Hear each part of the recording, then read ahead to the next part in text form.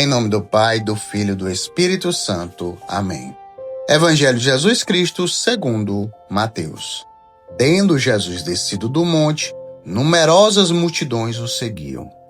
Eis que um leproso se aproximou e se ajoelhou diante dele, dizendo: Senhor, se queres, tu tens o poder de me purificar.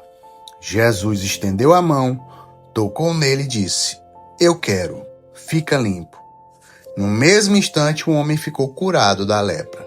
Então Jesus lhe disse: Olha, não digas nada a ninguém, mas vai mostrar-te ao sacerdote e faze a oferta que Moisés ordenou para servir de testemunho para eles. Palavra da salvação. Bom dia, transformadores.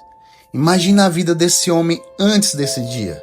Lepra naquele tempo não era só uma doença. Era perder o lugar na família, na comunidade, na vida. A lei mandava que ele vivesse isolado, com a roupa rasgada e o cabelo desgrenhado, para que ninguém se aproximasse sem saber da sua condição. Quem tocasse num leproso também ficava ritualmente impuro. Por isso ninguém chegava perto. Talvez ele já nem lembrasse mais como era receber um abraço sem que logo depois a outra pessoa recuasse por medo. Então ele vê Jesus descendo do monte, cercado por uma multidão, e faz a coisa mais arriscada que ele podia fazer. Cruza um limite que ninguém esperava que ele cruzasse. Aproxima-se, ajoelha-se e diz: Senhor, se queres, tu tens o poder de me purificar. Reparem como ele fala. Ele não tenta convencer Jesus, ele não negocia. Ele já parte de uma certeza: tu tens o poder. E a única pergunta que fica não é se Jesus pode, é se Jesus quer. Muita gente passa a vida rezando sem perceber isso. Deus tem todo o poder, mas nem tudo que pedimos corresponde à vontade dele. No mundo pagão, muita gente rezava tentando convencer a divindade a fazer a própria vontade.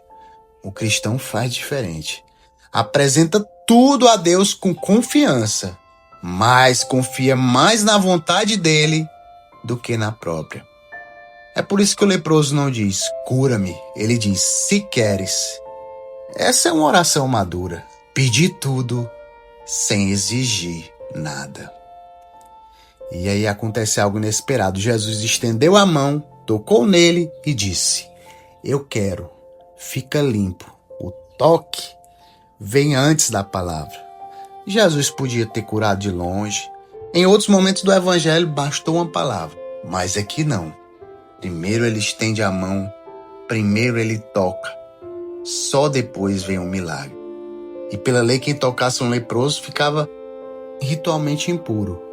Com Jesus acontece exatamente o contrário. Não é a impureza que passa para ele, é a santidade dele que vence a impureza. Onde Cristo toca, a impureza perde a força e a vida recomeça. O Papa Francisco dizia: Jesus recebe a nossa humanidade enferma e nós recebemos dele a sua humanidade sã, que cura. Ele não cura à distância, ele se aproxima, ele toca, ele entra no nosso sofrimento para nos devolver a vida. E depois da cura, Jesus manda aquele homem procurar o sacerdote e oferecer o que a lei de Moisés determinava.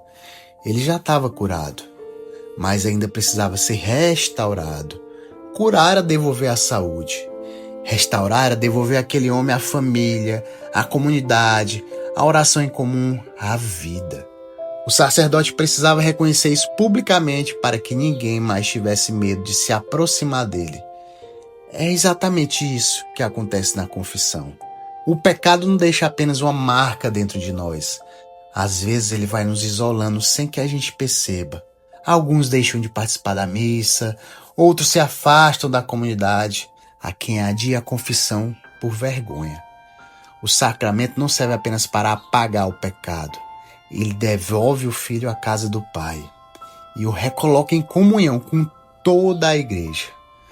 E tem outro detalhe: o primeiro passo daquele homem não foi a cura, foi reconhecer que precisava dela. Minha gente, Quem já não enxerga as próprias feridas dificilmente procura um médico. O leproso só se aproximou porque sabia exatamente quem era e de que precisava. Por isso Santo Agostinho dizia: aquele que te criou sem ti, não te salvará sem ti. Deus nunca deixa de oferecer sua graça, mas espera que a nossa liberdade dê um passo em direção a Ele. E São João Crisóstomo chama a atenção para a atitude do homem. Ele não chega exigindo, ele chega de joelhos, com humildade. Por isso ele escreve: na pessoa deste leproso, o Senhor quer ensinar-nos a humildade, a fugir da vanglória e a sermos agradecidos. O leproso chama Jesus de Senhor, não é qualquer título. E o catecismo ensina que confessar Jesus como Senhor é reconhecer sua divindade. Algo que ninguém consegue fazer apenas pelas próprias forças, mas pela ação do Espírito Santo. E sem compreender toda a profundidade daquele título, aquele homem ali já estava sendo conduzido pelo Espírito quando se ajoelhou diante de Cristo. Será que você nunca sentiu que estava contaminado demais para se aproximar de Deus?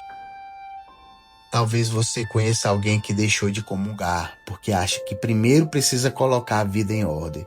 Ou alguém que evita a confissão porque sente vergonha de dizer aquilo que carrega por dentro. Esse homem também podia ter pensado assim. Mas foi justamente aquele de quem todos mantinham distância que Jesus decidiu tocar primeiro. Ele imaginava que a sua ferida o mantinha longe de Jesus. Descobriu exatamente o contrário.